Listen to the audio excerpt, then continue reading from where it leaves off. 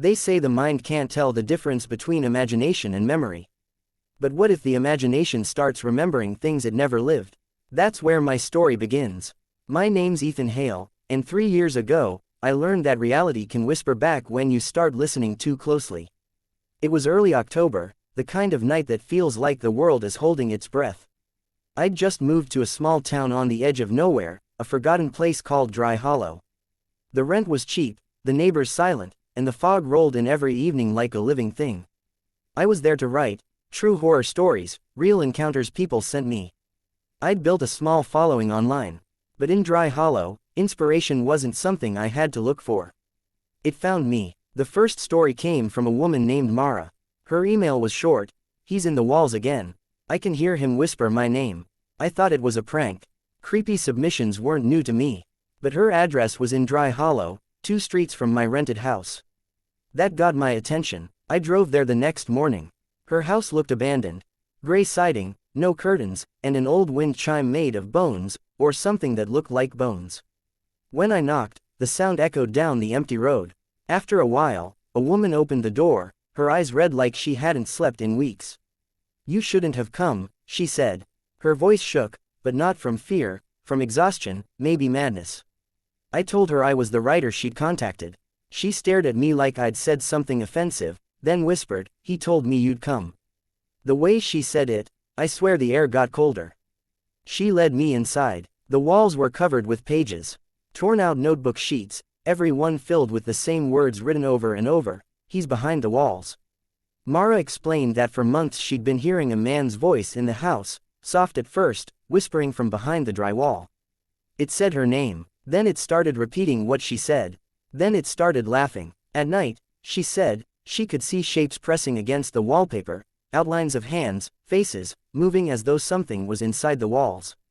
She tried moving out once, but when she stayed in a hotel, the same whisper came from the vent above her bed: "You can't leave your house, Mara. I live where you live." I didn't believe her, not completely. But when she pointed to a spot near the hallway and said, "He's listening right now," I leaned in, pressed my ear to the wall, and heard it. A breath. Slow, wet, close. I jumped back. It could have been pipes, I told myself. Or wind. Anything normal. Mara smiled faintly. "You hear him too," she said. "Now he'll come to you." That night, I couldn't sleep. The house I rented had the same kind of old plaster walls. And every creak, every settling noise, felt too deliberate. Around 2 a.m., I heard scratching, faint, rhythmic, like fingernails dragging on wood. I told myself it was a rat. But then it stopped, and a whisper slid through the darkness. "Ethan." I froze. My name. It said my name. I sat there, pulse hammering, staring into the shadows. Then silence. The kind that hums in your ears because it's too deep. The next morning, I went back to Mara's house. But it was empty. The door wide open, furniture overturned, pages ripped off the walls. There were no signs of her. The police said she probably left town. A mental breakdown, they called it. But on her kitchen table was one last note written in thick, frantic strokes: "He's not in the walls. He is the walls." That night, I packed my bags. But as I zipped my suitcase, I noticed something on the bedroom wall: small, round holes, like the ones you get when nails are pulled out. Except these were fresh, oozing a dark, sticky liquid. I leaned closer. The holes twitched. I stepped back, heart pounding. The lights flickered. From behind the wall came a muffled giggle, low and childlike. Then a whisper that sounded both inside and behind my skull: "You listened too long." I ran, slept in my car till sunrise. But every time I closed my eyes, I saw the wall breathing, expanding and collapsing like lungs. I tried leaving Dry Hollow the next morning, but the road out was blocked by a police car. A deputy said there'd been a landslide up ahead, no way through till it was cleared. When I asked how long it'd take, he said, "Depends if the road wants to open." The way he said it didn't sound like a joke. I spent the next few nights in a small motel. The clerk was an old man named Paul, who looked like he hadn't left the lobby in years. When I asked him if he knew Mara, his face turned pale. "She wasn't the first," he muttered. "That house, it belonged to the Harper family before. They built the walls themselves, mixed their own plaster, used things they shouldn't have." "What kind of things?" I asked. He looked around, leaned in. "Bone dust, animal, maybe human. They said it made the walls breathe better. The town stopped asking questions when the Harpers disappeared. That night, I recorded my first entry, a journal of everything that happened. I planned to turn it into an episode for my channel, but halfway through, the recording picked up something strange. Between my words, faint and layered under the static, there was another voice, whispering exactly what I was saying, half a second behind. I deleted it, but the whisper didn't stop. It followed me back to my room. It spoke from the corners, from behind the mirror, from inside my head when I tried to think. It said things I'd never told anyone. It knew about my mother's death. It laughed when I prayed. By the fourth night, I couldn't take it anymore. I drove back to Mara's house. I don't even know why. Maybe I thought confronting it would end it. Maybe I was already too far gone. The front door was gone, just an empty frame leading into darkness. I stepped inside. The house smelled of damp rot and something sweet, like decay hiding behind perfume. The walls pulsed faintly, veins of black mold crawling up their sides. Then I heard footsteps, light, dragging, circling me. I called out, "Mara."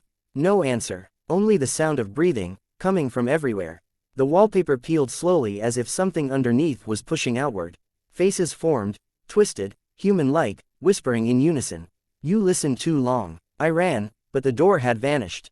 Every wall I turned toward looked the same. I grabbed my phone, turned on the flashlight, and saw something written on the floorboards in dried red streaks. "To silence the voice, you must feed the walls." There was a shape lying in the corner, a body, half sunken into the plaster, eyes wide, mouth open in a silent scream. The wall had swallowed her up to the shoulders. It was Mara. Her lips moved slightly, and a hoarse whisper slipped out, "Run." I don't remember how I got out. I woke up in my car, parked miles away, hands and shirt stained with dust and blood. When I checked my phone, there were voice recordings, dozens of them, each one labeled automatically as new audio. I didn't remember hitting record. I played one. It was me, breathing, whispering. Then, over my own voice, something else said, "You can't leave Dry Hollow." I threw the phone out the window, drove till sunrise, but when I finally reached a new town, I stopped for gas, looked at my reflection in the window, and froze. My face, pale, thinner, eyes darker than I'd ever seen. But worse, in the glass behind me, the wall of the gas station rippled, just slightly, like something beneath the surface had moved. That was 3 years ago. I never went back, but sometimes, when the world gets quiet, I still hear it, that whisper in the static, just behind my thoughts. "You listened too long." I thought moving would help. I changed my name, quit the channel, tried to live quietly. But the voices never left. Sometimes, when I'm on the phone, I hear a faint echo that repeats what I say. Sometimes, when I shower, the tiles hum softly, vibrating under the water's rhythm. One night, I recorded the sound. When I played it back, there were words beneath the noise, a message, almost a plea, "You belong to the story now." That's when I realized something horrifying. The whispers weren't trying to haunt me. They were trying to continue.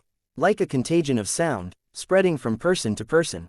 Every time someone hears this story, listens too closely, imagines the walls moving, it grows stronger. You might think I'm insane, but I've kept proof. Recordings, photos, even the last voice memo from Mara. It's all real. I uploaded one file once, just to test if anyone else could hear it. Within hours, the comments started. People wrote things like, "Why is there breathing behind your voice? Who's whispering my name in the background?" I paused the video and my walls started creaking. I deleted it, but it was too late. There's a darkness that lives in sound, a frequency the human ear wasn't meant to hear. The Harpers found it when they built their house. Mara heard it, and now I've carried it with me, into every place I speak, every word I record. You're hearing it too. The silence after each sentence, that faint hum in your room right now, that's not just the noise of your speakers. It's the wall listening. It's been there all along, waiting for attention. And now, because you're aware of it, it's aware of you. If you notice your room growing quieter, if you feel the air shift behind you, don't turn around. The first time you do, it's already too late. The moment you see it, the moment you acknowledge it, the voice moves inside you. I once asked a priest what to do. He told me the voice wasn't a ghost, or a demon, it was something older. A consciousness trapped between frequencies, feeding on awareness. It doesn't need your soul, he said. It just needs your attention. That night, he killed himself. I've been running since. But running doesn't matter when the thing you're escaping from lives in sound. It's in radios, in speakers, in the hum of electricity. It doesn't follow you, it waits until you listen. And now you're listening. So if you're still here, if you've made it this far, remember this: the dark side of reality isn't a place. It's a signal. And once you've tuned into it, you never tune out. You'll hear it in whispers before sleep. In the echo of your name when no one's around. In the creak of walls breathing in the dark. You might tell yourself it's just your mind. But when you wake at 3:07 a.m., and the silence feels like it's holding its breath, you'll know. You'll feel it, that presence, waiting just behind the plaster. And when it finally whispers your name, don't answer. Don't speak, because the moment you do, your voice joins the others, forever echoing from the dark side of reality, told in voices of fear.